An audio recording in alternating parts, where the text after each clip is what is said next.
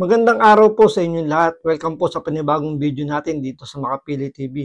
Ngayon ito, pag-usapan po natin yung reaksyon ni Banat Bay sa paghingi ng sorry ni Senator Robin Padilla dun sa nangyaring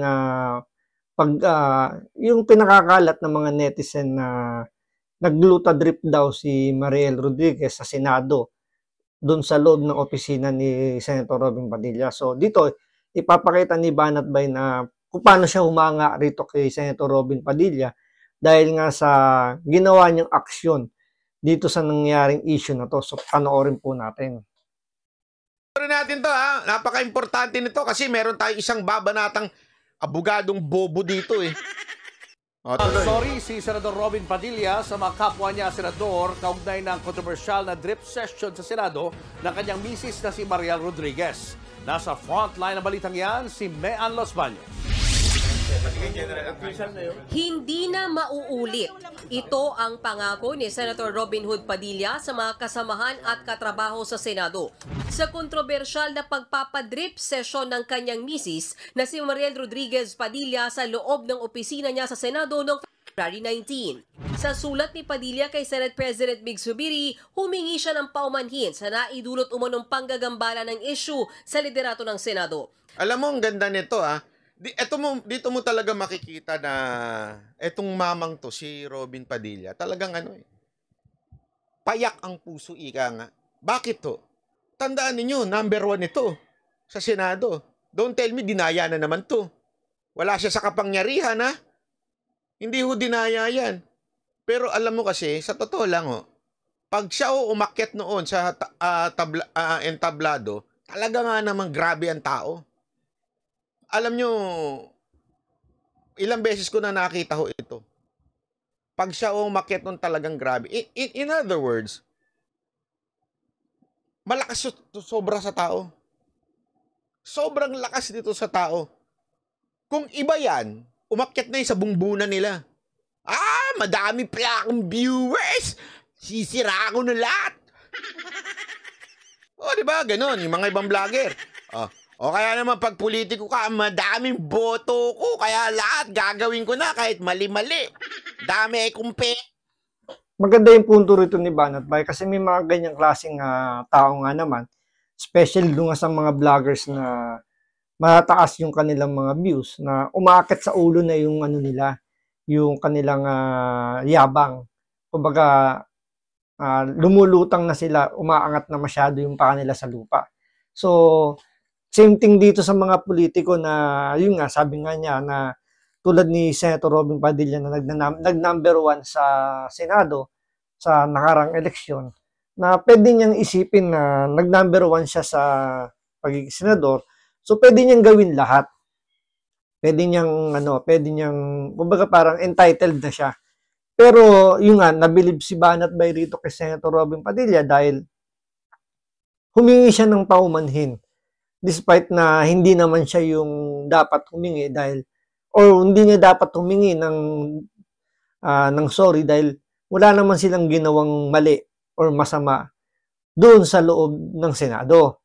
Dahil nga nasa loob naman ng opisina, at the same time, may purpose naman yung pagpunta ni Mariel Rodriguez doon sa Senado at yung kanyang, yung mali lang impormasyon na lumabas na sinasabi nagluta sa loob ng Senado si Mariel. So, mali yung pinakalat na issue doon. So, hindi naman naggugluta doon si Mariel, which is vitamins po yung kanyang tinitake doon na nakaswero. So, yun nga, na-mislead lang yung mga, yung balita dahil nga sa mga netizen na sabihin natin mahirap mahirap paliwanagan. Hindi mo naman pwede i-please lahat ng lahat ng netizen.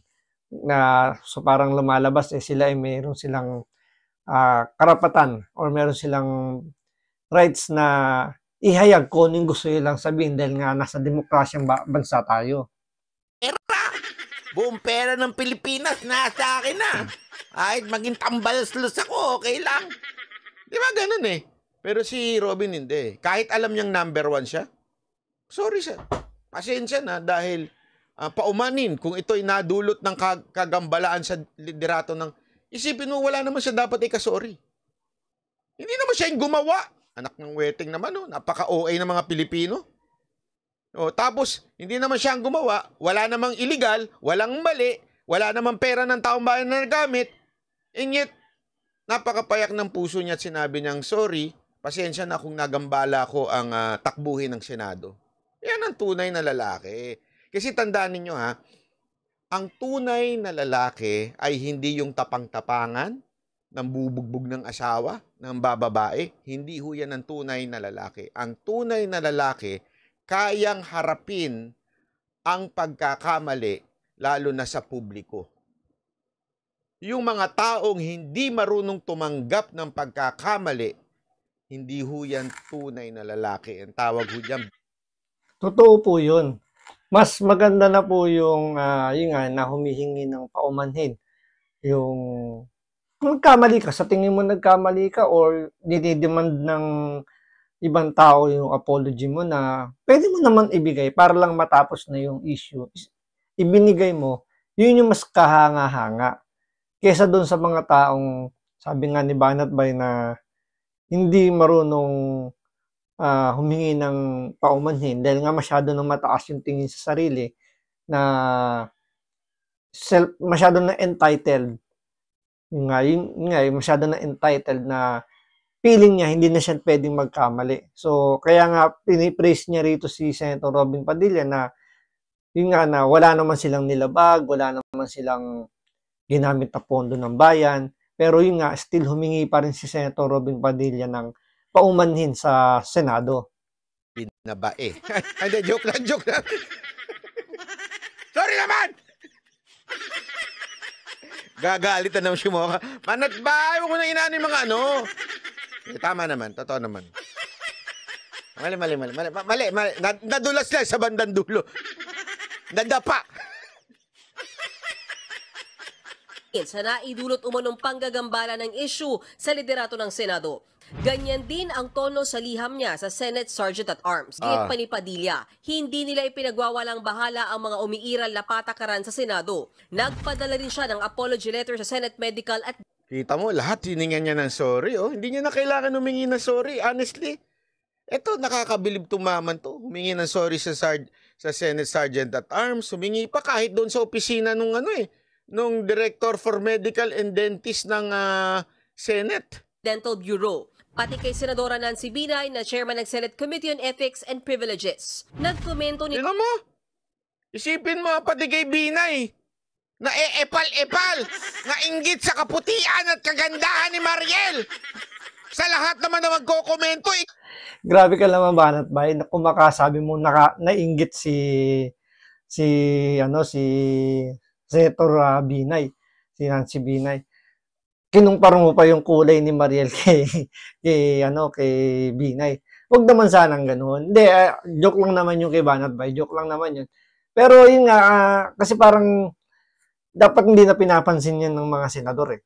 Especially ito ni Senator Binay na napakababaw lang naman ng issue na yan. Pero yun nga lang, siyempre, siguro nasa isip niya bilang yun nga siya yung chairman ng Ethics Committee.